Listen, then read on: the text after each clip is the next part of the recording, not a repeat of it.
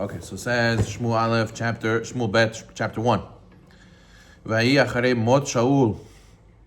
After the day that happened after the death of Shaul, David returned from Amalek, and David was living in Tziklag. And it was on the third day from Shaul's death. He sees a man. There was a man who came from the camp. His clothes were ripped, and he had dirt on his head. He fell to the ground and bowed in front of David. David says, "Where are you coming from?"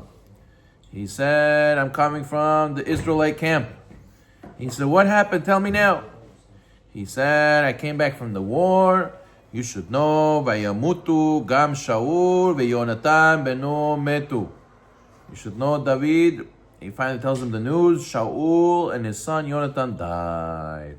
He's, "How do you know?" He said, "I saw." I turned around, and I saw him leaning on his spear. Shaul told me, "Who are you?" I told him, "I'm Amaleki." He said, "Please put an end to my life." So I saw him, and I felt bad for him, and I ended his life. Because I saw he stabbed himself, but he didn't die, so I helped him die. He would not survive anyways from that wound. So therefore, I took the crown from his head, the bracelet that was on his arm, and I brought it to you. David took his clothes, v'yikra'im, he ripped them, v'gam kol ha'anashim asher ito. All the people who heard that news that day, they ripped their clothes. V'yispidu, v'yivku, they mourned, they gave a hesped, a eulogy, they wept, v'yatzumu, and they fasted until the evening. For Shaul and his son Yonatan, they died. How do they trust Amalek? Oh, that's a good question. Oh yeah, so that's a good proof. That's a good proof. And then he said, "Where are you from?" He says, "Ben ish ger Amaleki anochi." I am the son of Amaleki convert. David said to him, "Ech lo yareta lishloch yadecha leshachet Mashiach Hashem." How are you not afraid to go and finish off King Shaul? He's the king, anointed one of Hashem. David went, called one of his attendants. He says, "Gash pegabo veikau veyamot." David ordered that this guy, the Amaleki guy, he should be struck, and he died.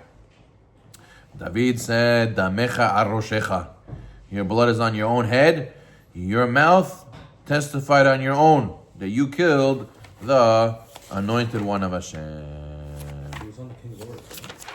Yeah, so that we're going to see exactly why is David punishing him. We're going to see that in a second. So the chapter over here continues. We're going to go back for the commentaries, but the parak chapter continues. He says David makes a kina. Kina is a dirge. Dirge is like a sad poem, like Shash Machon. Like, sometimes they make a sad poem. So that David made a dirge. He made a sad poem, and he said how the mighty has fallen. And then the Plishtim were rejoicing, and the mountains of Gilboa, there should be no rain, because the mighty ones, the shield of Shaul was rejected, the blood of the slain, the bow of Yehonatan will not recoil, the sword of Shaul will not return empty. And he's crying, he's basically crying about how all these great people died. And he says something like this, he says to a song about Yehonatan, he says, "Tsar li alecha achi, Yehonatan." He says, "How I'm suffering, it's so painful for me. My brother Yehonatan, na'amta li meod, you were so pleasant to me. Niflata avatecha li, your love was more wondrous for me, ma'ahavat nashim, more than the love of a woman. Ech naflu giburim ve'yovdu kelei milchama, how the mighty have fallen and the weapons of war gone to waste." Okay, so David is in a serious mourning for his good buddy Amalek. Got killed by the Amalek. Got killed by Bishnim, Yonatan, and Shaul. So afterwards, the commentaries over here say that David heard about King Shaul's death, so he ripped his clothes. So Gemara says in Moed Katan, we learn from this pasuk 3 things. Since Shaul was a king, so we learn from here that not only for your relatives you have to rip, you have to rip even for the king. Number 2, Yehonatan was a status of Abedin.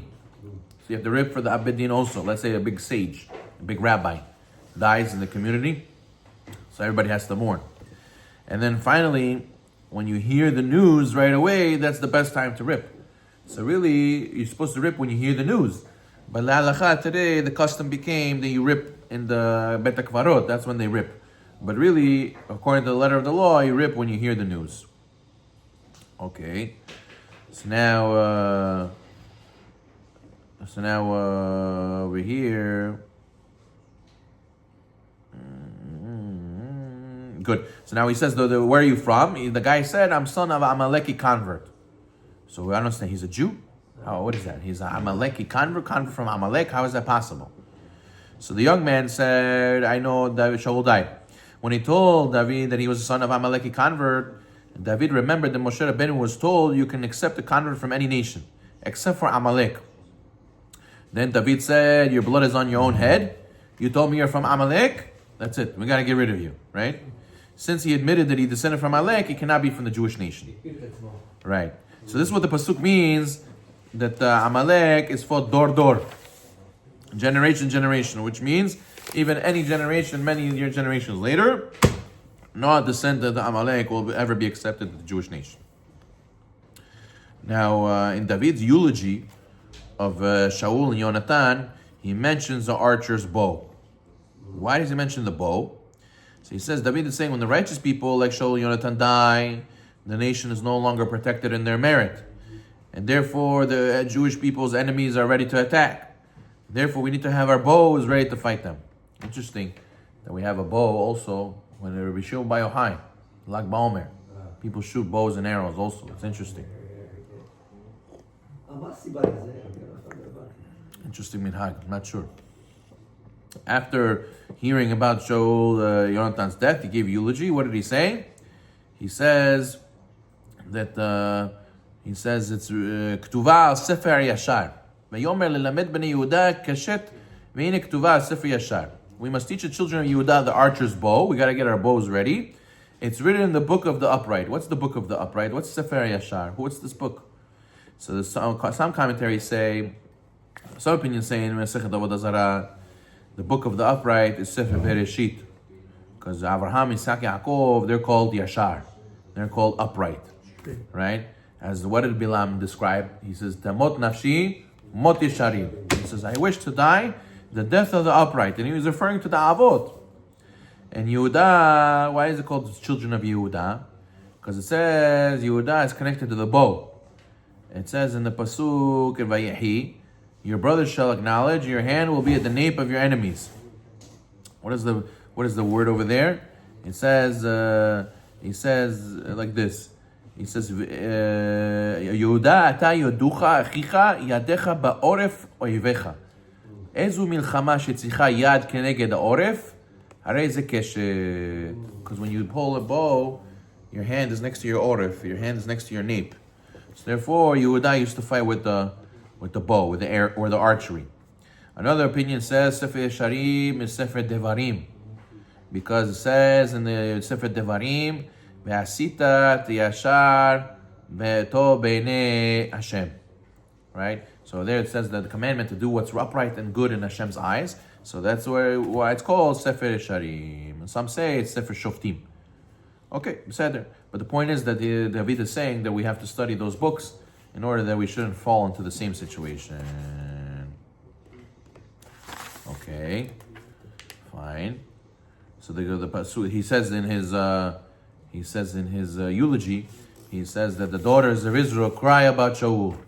He used to clothe you. He would clothe you in scarlet with finery, put golden jewelry on your clothing. What does this mean?